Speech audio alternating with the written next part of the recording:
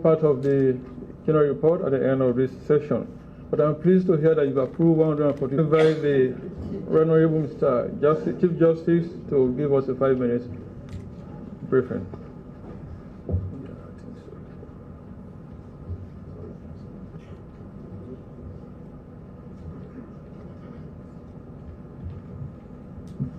Your Excellency, the President, Brigadier Retired Dr. Julius Madabiu, the Honorable Speaker of the House of Parliament, the Honorable Singapore Thomas, Honorable Ministers of Government and Honorable Members of Parliament, Your Excellencies, High Commissioners and Ambassadors from our sister and friendly countries, Consular officials here present, Mr. Secretary to the President, public officers serving the government of Sierra Leone, other distinguished persons here present, good afternoon. I have been asked to say something about the work which we in the judiciary have been doing in terms of a constitutional mandate between June last year and today.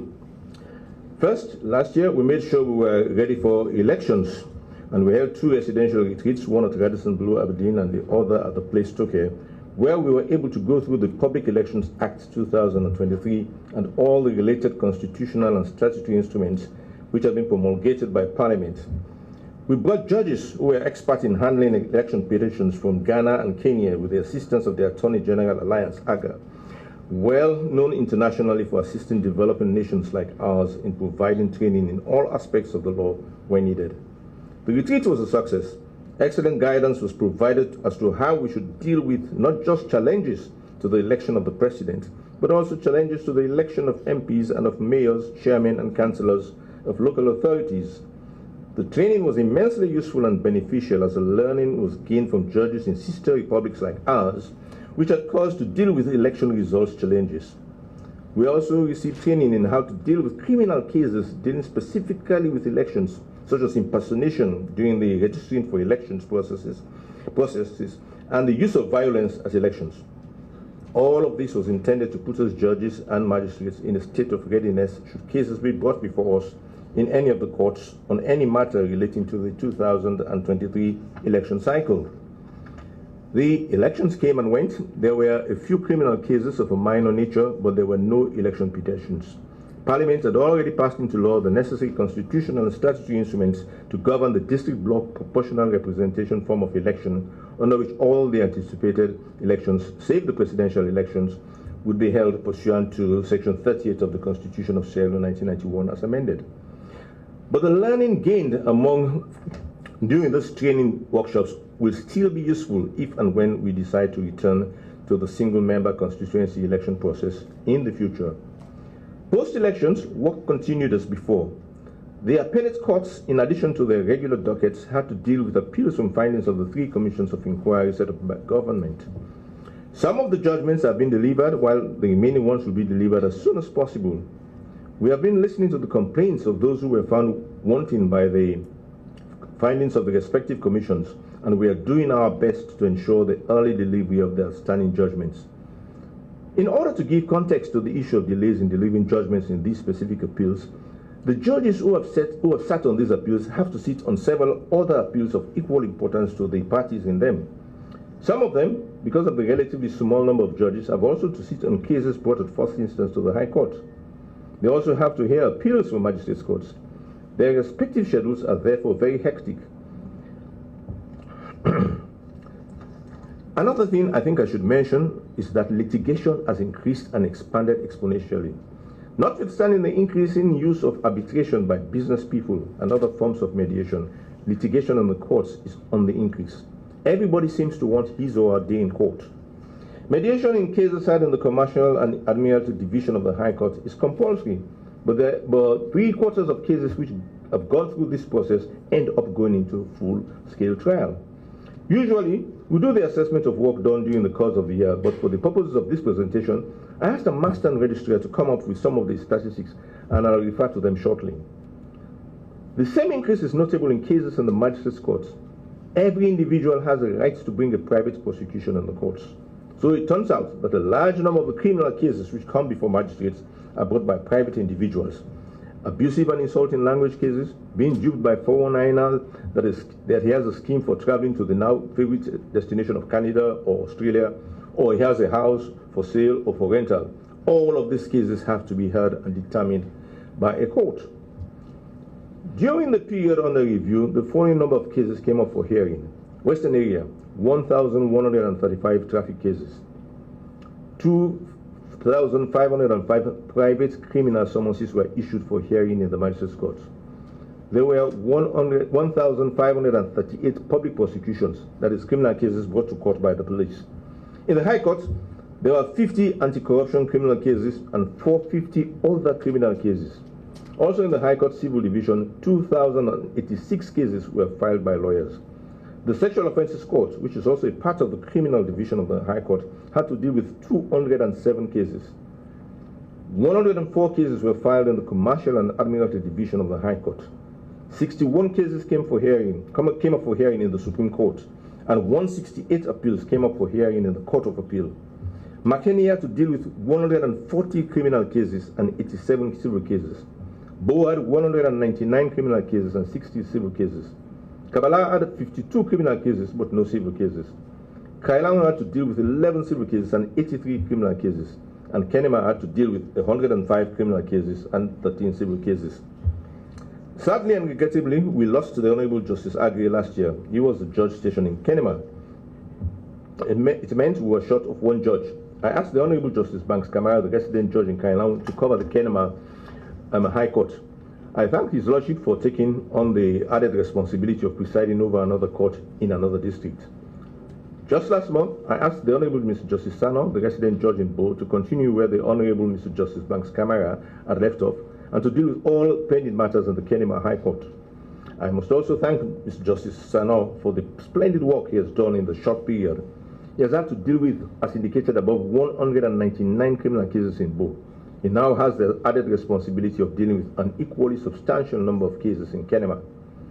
He will continue to do so until hopefully the judiciary gets a few more judges. I must also commend the resident judge in Port Loko, the Honorable Justice Sharif. He took on the added responsibility of presiding over cases in Kabbalah, and I thank him for the speed with which he has dealt with these cases. Lest I forget, I must also specifically thank the Honorable Mr. Justice Manfred Sise for the sterling work he did in Kono last month. He will be there again on Monday, next 8th July. Though this is not an audit exercise in the truest sense of the word, a rough calculation of the number of cases pending in all the courts vis-a-vis the number of judges and magistrates will show that the High Court had to deal with over 8,000 cases. The Court of Appeal 168 and the Supreme Court 61 are still rising.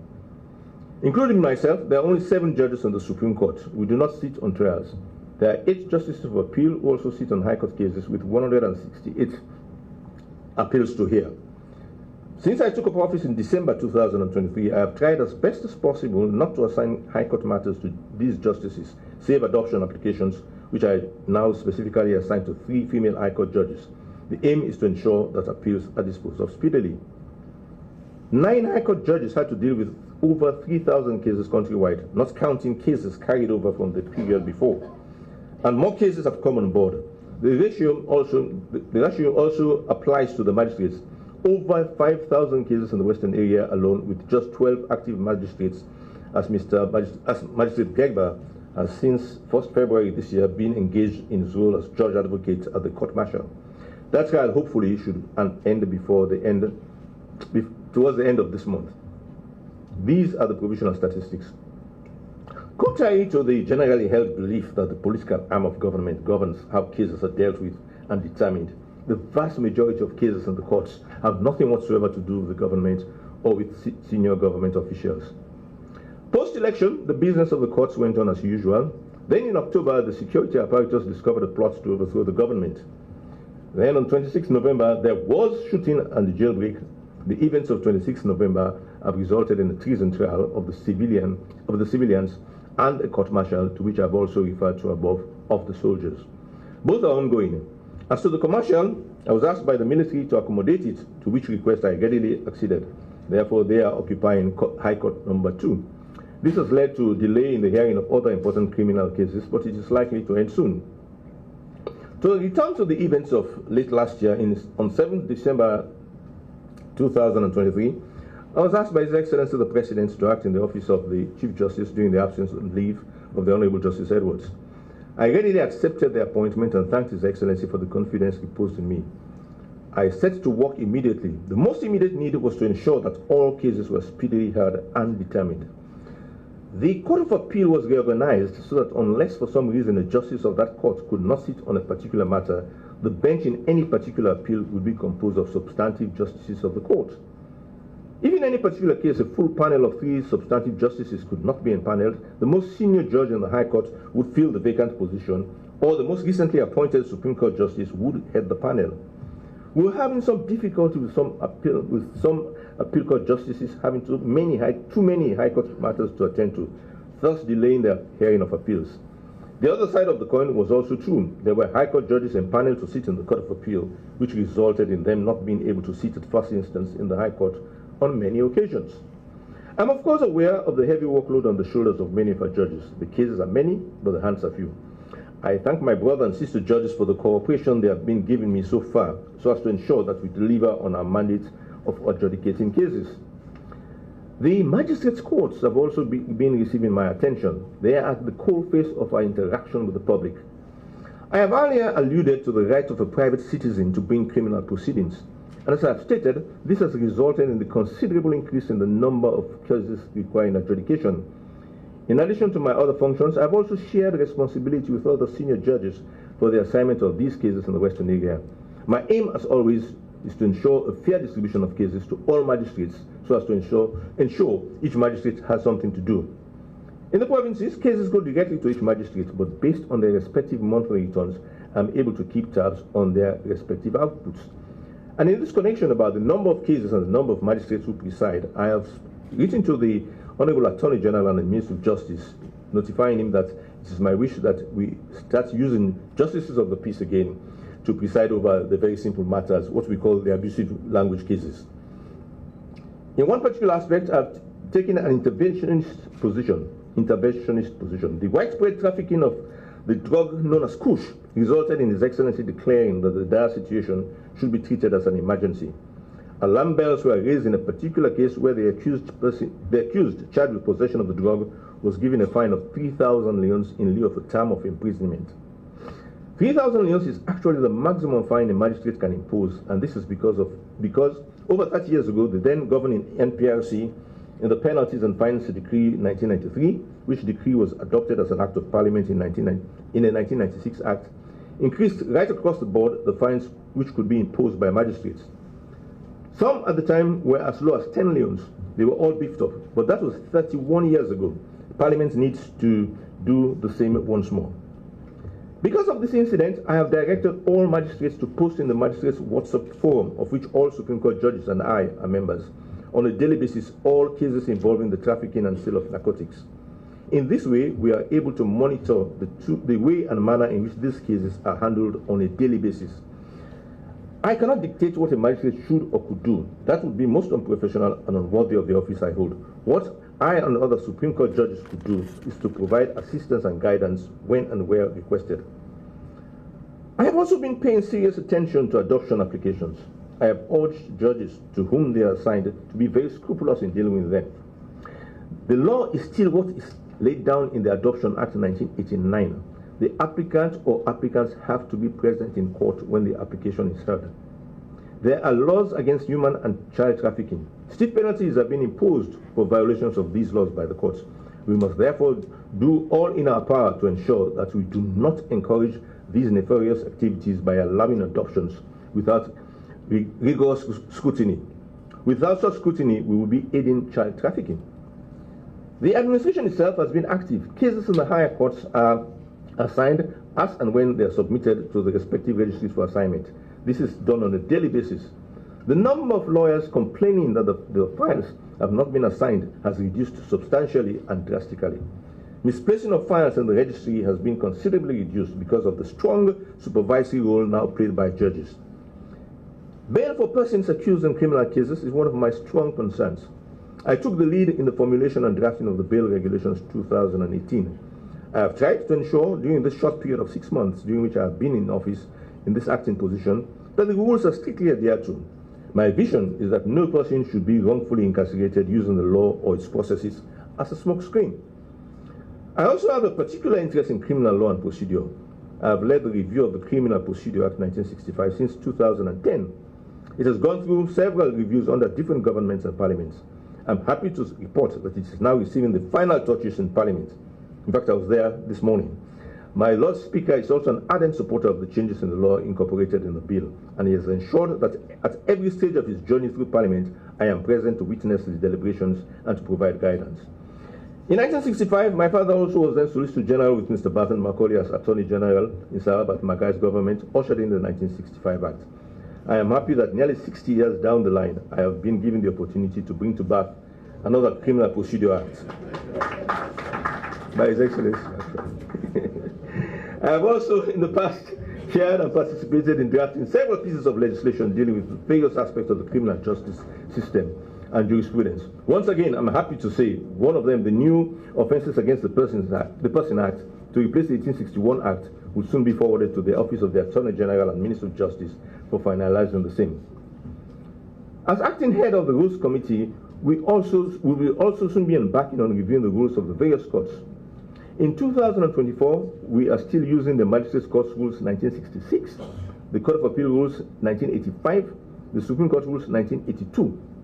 In 2007, one of my illustrious predecessors in office and my one-time head of chambers, Dr. Rena Thomas, Chief Justice in President Kaba's government, pioneered the passing of the High Court Rules 2007, replacing the High Court Rules 1960. He had also embarked on the review of the rules I have mentioned above before leaving office. I would like to honor his memory by completing these tasks which I have set out above. During my tenure, 2 international events were held here in Sierra Leone. Both of them brought honor and distinction on and to our beloved country. The first was the Special Court Legacy Conference, which was organized and held by the Residual Special Court, in which our own Justice Roberts of the Supreme Court was the outgoing Vice President, and which 5 of our other judges are serving. Justice Roberts was our focal point for the conference. It was held to commemorate the 20th anniversary of the opening of the court building. Attendees were drawn from former officials of the court, the Office of the Prosecutor, and of the Court's Registry, and lawyers who had participated in the court proceedings. I was there not only in my capacity as acting Chief Justice, but also as a former prosecutor in the Office of the Prosecutor. The Honorable Vice President represented His Excellency. The Honorable Vice President delivered a memorable speech in which he set out, among other things, the benefits of restorative as well as punitive justice. The Honorable Vice President also set out His Excellency's government plans for the future use of the infrastructure, which include ensuring it remains a center of justice. We thank the Honorable Vice President for communicating to us the progressive views of His Excellency and of His Excellency's government. The other event was the ECOWAS Court Conference held less than 2 months ago in May. I must once again, and this time publicly, thank His Excellency the President for assigning the role of organizing the conference to the judiciary of Sierra Leone, and for also ensuring that sufficient funds were allocated to the judiciary for the purpose of hosting the conference. Without His Excellency's personal intervention, we would not have been able to do justice to the occasion. In his speech opening the conference, His Excellency reconfirmed Sierra Leone's adherence to the principles and policies of the ECOWAS institutions, including the court, where our brother Supreme Court Judge, the Honorable Justice Sengu Kuruma, is serving. From the feedback we have got from our colleagues in the court, His Excellency's reaffirmation of Sierra Leone's commitment to the future progress of all ECOWAS institutions was heartwarming and very positive. I cannot end without publicly acknowledging the good working relationship I have had with the Honorable Attorney General and Minister of Justice, the Solicitor General of the Director of Public Prosecutions. In our frequent exchange of ideas and of views, much work has been done and will continue to be done. It is a relationship I treasure with which all of us are well acquainted with our respective duties and obligations. I thank you all for listening. Once more, I publicly thank His Excellency the President for giving me the opportunity to take the lead in judicial affairs. God bless us all.